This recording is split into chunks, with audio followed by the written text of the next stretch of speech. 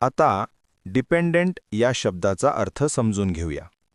सर्वप्रथम मराठी अर्थ. अवलंबून असलेला, परावलंबी.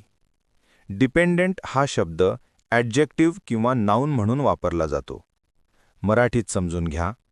डिपेंडेंट म्हणजे एखाद्या व्यक्तीवर किंवा गोष्टीवर अवलंबून असलेला, म्हणजेच स्वतःहून पूर्णपणे काम करू शकत नाही आणि दुसऱ्याच्या मदतीची गरज असते.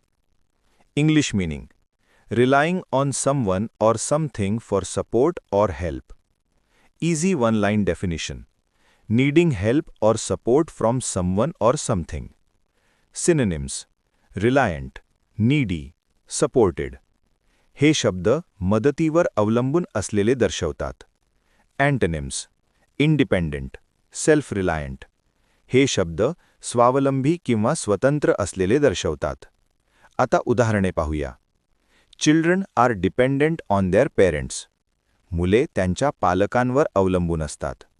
इथे डिपेंडेंट म्हणजे पालकांच्या मदतीवर अवलंबून असलेले. आता मित्रांनो, थोडा विचार करा. व्हिडिओ थांबवा आणि खालील प्रश्नाचे उत्तर कॉमेंटमध्ये लिहा. अवलंबून.